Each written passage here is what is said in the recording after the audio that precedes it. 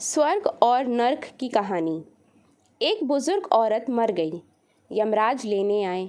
औरत ने यमराज से पूछा, आप मुझे स्वर्ग ले जाएंगे या नरक? यमराज बोले, दोनों में से कहीं नहीं। तुमने इस जन्म में बहुत ही अच्छे कर्म किए हैं, इसलिए मैं तुम्हें सीधे प्रभु के धाम ले जा रहा हूँ। बुजुर्ग औरत खुश हो गई और बोली, धन्यवाद, पर मेरी आपसे एक विनती है। मैंने यहाँ धरती पर सबसे स्वर्ग नरक के बारे में बहुत सुना है, इसलिए मैं एक बार दोनों जगहों को देखना चाहती हूँ। यमराज बोले, तुम्हारे कर्म अच्छे हैं, इसलिए मैं तुम्हारी यह इच्छा पूरी करता हूँ। चलो हम स्वर्ग और नर्क के रास्ते होते हुए प्रभु के धाम चलेंगे। दोनों चल पड़े।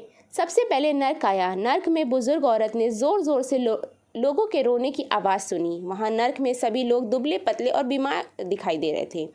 औरत ने एक आदमी से पूछा, यहाँ आप सब लोगों की ऐसी हालत क्यों है? आदमी बोला, तो और कैसी हालत होगी? मरने के बाद जब हम यहाँ आए हैं, हमने एक दिन भी खाना नहीं खाया। भूख से हमारी आत्माएं तड़प रही हैं। बुजुर्ग औरत की नज़र एक विशाल पतीले पर पड़ी, जो कि लोगों के कद से करीब 100 फीट ऊंचा होगा। उस पतीले के ऊपर एक विशाल चम्मच लटका हुआ था। पतीली में से बहुत ही शानदार खुशबू आ रही थी। बुजुर्ग औरत ने उस आदमी से पूछा, इस पतीले में क्या है? आदमी मायूस होकर बोला, ये पतीला बहुत ही स्वादिष्ट खीर से हर समय भरा रहता है।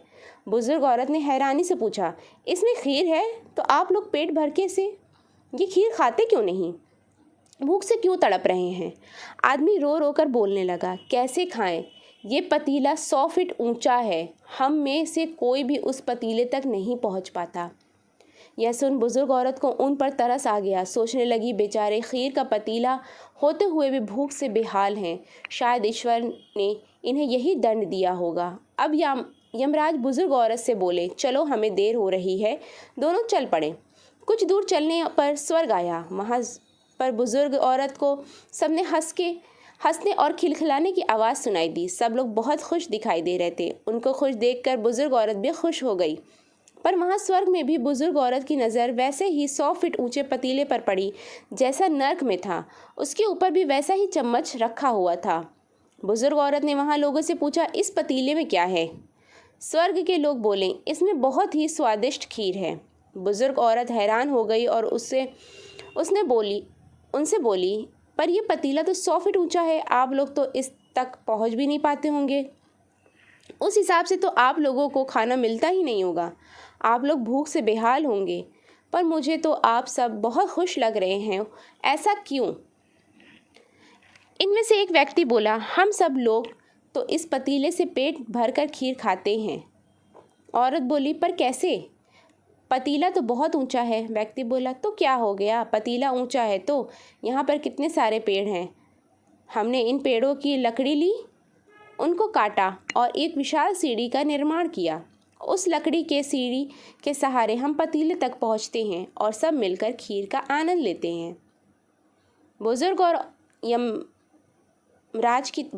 यमराज की तरफ देखने लगी। यमराज मुस्कुराए और बोले, ईश्वर ने स्वर्ग और नर्क मनुष्य के हाथ में सौंप रखा है। चाहे तो अपने लिए नर्क बना ले, चाहे तो अपने लिए स्वर्ग बना ले। ईश्वर ने सबको एक समान हालतों में डाला है। उसके लिए उसके सभी बच्चे समान हैं। वह किसी से भेदभाव नहीं करता। वहाँ नर्क में भी पेड़ पौधे सब थे, पर वह लोग खुद की आलसी हैं। उन्हें खीर हाथ में ही चाहिए। वह कोई कर्म नहीं चाहते, कोई मेहनत नहीं करना चाहता, इसलिए भूख से बेहाल हैं। क्योंकि यही तो ईश्वर की बनाई इस दुनिया का नियम है। जो कर्म करेगा, मेहनत करेगा, उसी को मीठा फल खाने को मिलेगा। स्वर्ग के सपने छोड़ दो, नर्क का डर छोड़ दो। बस आपकी वजह से किसी का दिल न दुखे, इतना सोचो और बाकी सब कुदरत पर छोड़ दो।